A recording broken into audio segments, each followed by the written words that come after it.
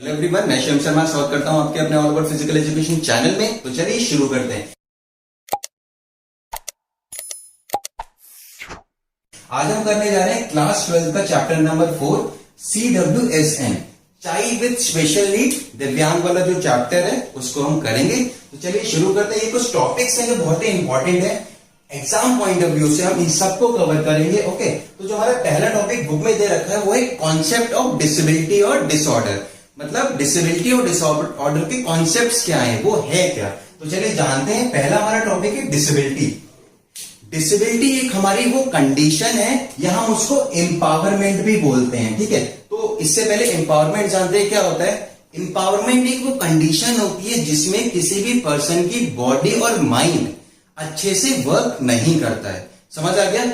Empowerment क्या होता है, किसी भी पर्सन की बॉडी या माइंड अच्छे से काम नहीं कर रहा है, प्रॉपरली वर्क नहीं कर रहा है, उसको हम एम्पावरमेंट बोलते हैं। ओके, अब बात आते हैं डिसेबिलिटी पे, वापस आते हैं। तो डिसेबिलिटी एक वो कंडीशन है या एम्पावरमेंट है जिसमें किसी भी पर्सन की बॉडी और माइंड अच्छे से वर्क नहीं कर रहा है और वो अपना डे टू डे लाइफ का वर्क अच्छे से नहीं कर पा रहा है। मीन्स जो उसका रोजमर्रा जिंदगी का काम है वो अच्छे से नहीं कर पाता है। जैसे हम लोग नॉर्मल पर्सन कर लेते हैं वैसे वो नहीं कर पाता है। तो वो चीज हमारी डिसेबिलिटी में आती है।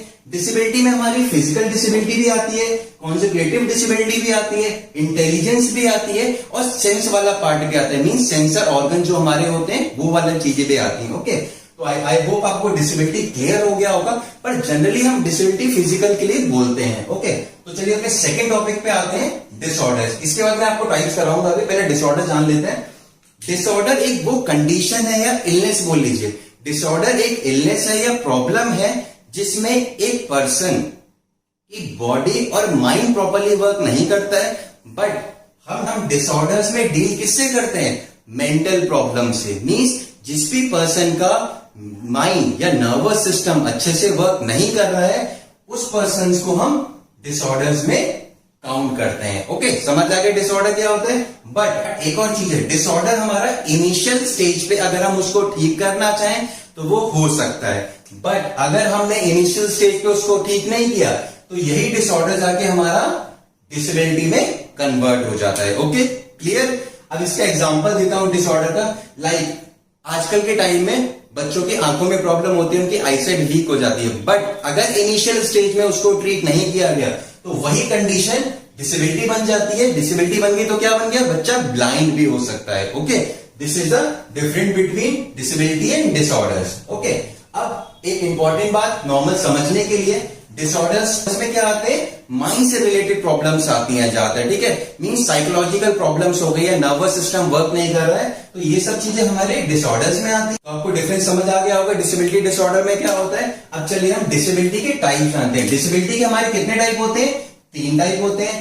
पहला हमारा फिजिकल एम्पावरमेंट, दूसरा हमारा कॉन्जुगेटिव लर्निंग और हम डिसेबिलिटी बोल सकते हैं, एम्पावरमेंट बोल सकते हैं, और थर्ड हमारा इंटेलेक्चुअल है। ठीक है, अब बात करते हैं एक एक करके। पहला हमारा फिजिकल एम्पावरमेंट है ना, या डिसेबिलिटी, आपको नाम से ही पता चल रहा होगा क्या है। Physical means physically problem, like कोई बंदा चल नहीं पा रहा, मींस मोबिलिटी की प्रॉब्लम को हम इसमें काउंट करते हैं। लाइक अगर किसी बंदे का अपर लिम्ब मतलब ऊपर की बॉडी या फिर लोअर लिम्ब नीचे की बॉडी काम नहीं कर रही है, those persons are counted physical empowerment या फिजिकल डिसेबिलिटी। एग्जाम्पल के तौर पे जैसे किसी का एक लेग नहीं है तो वो मूव नहीं कर सकता या अच्छे से प्रॉपरली वर्क नहीं कर सकता, तो दो persons are coming in physical empowerment. Okay, अब आते हैं नेक्स्ट हम कॉन्जुगेटिव लर्निंग में या एम्पावरमेंट। देखिए लर्निंग लिखा है ना, लर्निंग से आप समझ सकते हैं रीडिंग राइटिंग स्किल्स, इन सबसे रिलेटेड ये चीज होगी। ठीक है, तो कॉन्जुगेटिव डिसेबिलिटी या एम्पावरमेंट में वो पर्संस आते हैं जो अच्छे से लिख पढ़ नहीं पाते हैं। मींस अगर उनको कोई चीज बताई जाए तो वो अपने माइंड में स्टोर नहीं कर पाते हैं। कोई भी चीज बताओगे माइंड में स्टोर नहीं कर पाते हैं, और बाद में जब उनसे पूछी जाए तो वो चीज प्रोड्यूस नहीं कर पाते, मींस वो चीज बता नहीं पाते हैं। तो दोस्त पर्सन जो इस प्रॉब्लम से सफर कर रहे होते हैं वो आते हैं हमारे कॉन्जुगेटिव डिसेबिलिटी या लर्निंग में। ओके, अब इसके 3 टाइप होते हैं। कितने टाइप होते हैं हमारे कॉन्जुगेटिव के, 3 टाइप होते हैं। कौन कौन से टाइप होते हैं, तो पहला हमारा क्या है, मेमोरी लॉस। मैंने आपको बताया था ना कि अगर कुछ बताओ तो याद नहीं रख पाते, ऐसे ही अगर उन्हें कुछ 15 मिनट पहले या 5-10 मिनट पहले कुछ बोला है उन लोगों ने, उनको वो चीज याद नहीं रहती। ठीक है, they are suffering from memory loss. Second हमारा क्या है? सेकेंड हमारा है हाइपर एक्टिविटी। हाइपर एक्टिविटी से आप समझ सकते हैं कि बंदा हाइपर एक्टिव होता है, ठीक है, वो किसी भी एक जगह फोकस नहीं कर पाता है। लाइक देखा होगा क्लास में टीचर पढ़ाता है तो बच्चा बाहर देख रहा होता है या पेन से खेल रहा होता है, एनीथिंग, कोई भी एक्टिविटी में इन्वॉल्व रहता है, हाइपर एक्टिव, बहुत सारी एक्टिविटीज करता रहता है पर फोकस नहीं कर पाता किसी भी एक चीज पे, तो उसको हम हाइपर एक्टिव चाइल्ड बोलते हैं। और वो हमारा किस में आता है? वो हमारा कॉन्जुगेटिव लर्निंग और डिसेबिलिटी में आता है। ओके, अब हमारा आता है थर्ड पार्ट, इसका डिसलेक्सिया। ठीक है, डिसलेक्सिया एक वो प्रॉब्लम है जिसमें एक चाइल्ड में होती है ज्यादातर, ठीक है, और बाय बर्थ भी होती है, जेनेटिक रीजंस भी होते हैं। तो उसमें प्रॉब्लम क्या होती है कि बच्चे की अक्षर मतलब वर्ड्स पहचानने की क्षमता कम होती है, वो वर्ड्स को पहचान नहीं पाता। इसकी वजह से इसकी रीडिंग राइटिंग स्किल्स पूरी बेकार होती हैं, अच्छी नहीं होती हैं। ओके, अब एग्जाम्पल के तौर पे हम नॉर्मल सर ऐसे लिखते हैं ना, और अगर वो बच्चा लिखेगा तो वो कैसे लिखेगा? वो लिखेगा SIR। ये देखिए R मीन्स सेम लगने वाले अक्षर को वो उल्टा लिख देता है। तो ऐसा कौन करता है? जिनको डिसलेक्सिया की प्रॉब्लम होती है। और डिसलेक्सिया किसमें आता है? डिसलेक्सिया हमारा कॉन्जुगेटिव और लर्निंग डिसेबिलिटी में आता है। ठीक है, मैंने इसके तीनों पार्ट आपको बता दिए। पहला था मेमोरी लॉस, सेकंड था हाइपर एक्टिविटी चाइल्ड या हाइपर एक्टिव चाइल्ड बोल सकते हैं, और थर्ड था हमारा डिसलेक्सिया। एग्जाम्पल के तौर पे तारे जमीन पे मूवी सबने देखी है, जो उसमें बच्चों को वो प्रॉब्लम थी, वो उसकी भी डिसलेक्सिया वाली प्रॉब्लम थी, वो वर्ड्स को पहचान नहीं पाता था सिमिलर वर्ड्स के, इसलिए वो पढ़ाई अच्छे से नहीं कर पाता था। ओके, अब हमारा थर्ड टाइप आता है डिसेबिलिटी का, वो क्या हमारा इंटेलेक्चुअल डिसेबिलिटी। इंटेलेक्चुअल डिसेबिलिटी वो डिसेबिलिटी होती है जिसमें बच्चे का IQ लेवल या तो 0 हो जाता है या बहुत ही ज्यादा कम हो जाता है। मींस जिसको भी इंटेलेक्चुअल डिसेबिलिटी है या एम्पावरमेंट है, उसको अगर आप कोई काम देंगे, ठीक है, और बोलेंगे कि आप इसमें अपने कुछ आइडियाज दीजिए, तो वो सोच नहीं सकता, नए आइडियाज नहीं क्रिएट कर सकता, उसकी थॉट प्रोसेस बंद हो जाती है। ठीक है, thinking capacity, new idea generating capacity खत्म हो जाती है। तो ये हमारा किसमें आता है? ये हमारा इंटेलेक्चुअल डिसेबिलिटी में आता है। ओके, तो डिसेबिलिटी बता दिया, डिसेबिलिटी के तीनों टाइप्स बता दिए मैंने आपको। तो चलिए अब आते हैं डिसऑर्डर्स पे। डिसऑर्डर मैंने आपको बता दिया था क्या होता है। अब इसके टाइप्स कितने होते हैं? डिसऑर्डर के 5 टाइप होते हैं। कितने होते हैं? 5 टाइप। मैंने लिख रखे हैं, आप देख सकते हैं। हमारा पहला डिसऑर्डर क्या है? पहला डिसऑर्डर है हमारा attention deficient hyper active disorder. ठीक है, इसको हम ADHD भी बोलते हैं। ओके, अब बात करते हैं। देखिए, सबसे पहली बात इसमें क्या आ गया? हाइपर एक्टिविटी आ गया ना। मींस बच्चा हाइपर एक्टिव है, बहुत सारे काम करता है, कंसंट्रेशन नहीं कर पाता। टेंशन का भी मतलब कंसंट्रेशन ही होता है। मींस अगर एक बच्चा किसी भी एक काम पे फोकस नहीं कर पा रहा है, ठीक है, अपना ध्यान नहीं लगा पा रहा है, हाइपर एक्टिव है, बहुत सारे काम अलग अलग कर रहा है पर एक चीज पे फोकस नहीं कर पा रहा, तो वो बच्चे हमारे, वो लोग हमारे attention deficient hyper active disorder जो ADHD है उसमें आता है। ओके, एक मिनट रुकिएगा। इससे पहले इसके जो हम कॉजेस जान लेते हैं कि डिसेबिलिटी और डिसऑर्डर्स के कॉजेस क्या होते हैं। ठीक है बेटा, 4 कॉजेस याद कर लीजिए। सबसे पहला जेनेटिक रीजन, हमारी जीन्स में प्रॉब्लम आती है ड्यू टू एक्स रेज। कौन सी रेज के जरिए? एक्स रेज के जरिए। ठीक है, दूसरा हमारा है माइंड डेवलपमेंट। ठीक है, बच्चे का अगर माइंड अच्छे से डेवलप नहीं होगा तो उसको ये सारी प्रॉब्लम्स आएंगी। तीसरा हो गया न्यूट्रिशन, अगर अच्छा न्यूट्रिशन नहीं मिला होगा तब भी बच्चे को डिफॉर्मिटी या डिसेबिलिटीज हो सकती है, बाय बर्थ बोल सकते हैं आप उस चीज को। ठीक है, और फोर्थ हमारा क्या हो गया? बेटर एनवायरनमेंट, अगर उसको एक अच्छा एनवायरनमेंट नहीं दिया जाता है तो बच्चे को डिसेबिलिटी और डिसऑर्डर्स हो सकते हैं। और पांचवा एक हम कहते हैं unknown case. Unknown case means during their life, ठीक है, ड्यूरिंग देयर लाइफ एक्सीडेंट्स भी होते हैं, आपको पता है। तो due to the accidents disability हो सकती है।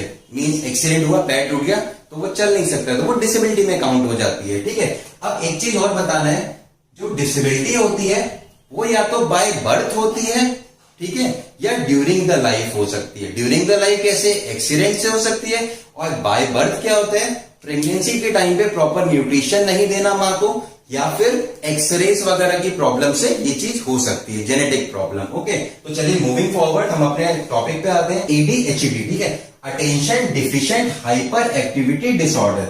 इसमें बता दिया था फोकस नहीं कर पाते हैं किसी भी चीज पे बच्चा, और हाइपर एक्टिव होता है, बहुत सारे काम करता रहता है, तो वो बच्चे या वो पर्सन इसमें आते हैं, ठीक है, किसमें आते हैं, एडीएचडी में आते हैं। ओके, अब इसके कॉजेज क्या होते हैं, इसके कॉजेज होते हैं जेनेटिक रीजन, दूसरा हमारा हो गया इन्वायरमेंट, तीसरा हमारा हो गया ब्रेन इंजरी, ठीक है, ब्रेन इंजरी, क्योंकि जो हमारा एडीएचडी होता है ये मेनली नर्वस सिस्टम प्रॉब्लम होती है। क्या होती है, nervous system, due to the problem in the nervous system, ठीक है, बच्चे को अटेंशन फोकस नहीं कर पाता है किसी भी चीज पे। ओके, तो चलिए मैंने आपको बता दिया जेनेटिक रीजन हो गया, एक अपना इन्वायरमेंट हो गया, और एक अपना ब्रेन इंजरी हो गया, और एक अपना ट्रॉमा हो गया। ये कॉजेज होते हैं एडीएचडी के। अब चलिए अपने सेकंड पे आते हैं। ये हमारा क्या है, ये हमारा सेंसरी प्रोसेसिंग डिसऑर्डर, एसपीडी जिसको बोलते हैं। सेंसरी मीन्स वर्क किस पे कर रहा है, सेंस पे कर रहा है, मीन्स सेंस ऑर्गन्स पे हम बात कर रहे हैं इस पे। तो सेंस ऑर्गन्स पे क्या होता है, जो भी हमारे बॉडी के सेंस ऑर्गन्स हैं वो प्रॉपरली वर्क नहीं करते हैं, या फिर अगर वो सिग्नल माइंड को भेज रहे हैं तो माइंड उन सिग्नल को कैच करने पे या प्रोड्यूस करने पे ट्रबल कर रहा है, प्रॉब्लम क्रिएट होती है, ठीक है। तो उन बच्चों को हम या पर्सन्स को हम एसपीडी में लाते हैं, ठीक है, सेंसरी प्रोसेसिंग डिसऑर्डर, जिनके सेंस ऑर्गन्स अच्छे से वर्क नहीं करते हैं उसको हम एसपीडी में लाते हैं। इसके कॉजेस क्या हो सकते हैं, same genetic, better environment, brain injury. Okay, क्या हो गया, ब्रेन इंजरी। अब आते हैं अपने थर्ड टॉपिक पे जो कि है ASD, autism spectrum disorder. Autism spectrum disorder हमारा वो डिसऑर्डर है जिसमें ज्यादातर डिसऑर्डर कवर होते हैं, ठीक है, बहुत सारे डिसऑर्डर एक साथ कवर होते, इसमें होते हैं ऑटिज्म स्पेक्ट्रम डिसऑर्डर। पर इसमें एक कॉमन बात है, इसमें बच्चा फेस करता है कम्युनिकेशन प्रॉब्लम से, मींस सोशल जो एनवायरनमेंट होता है उसमें वो एग्जिस्ट नहीं कर पाता है, लोगों से बात नहीं कर पाता है, अगर ग्रुप में बैठा है तो अपने आप को रिप्रेजेंट नहीं कर पाता है, मींस कम्युनिकेशन प्रॉब्लम हो रही है। तो जिन भी बच्चों को कम्युनिकेशन प्रॉब्लम होती है वो हमारे एडीएचडी में आते हैं, ठीक है।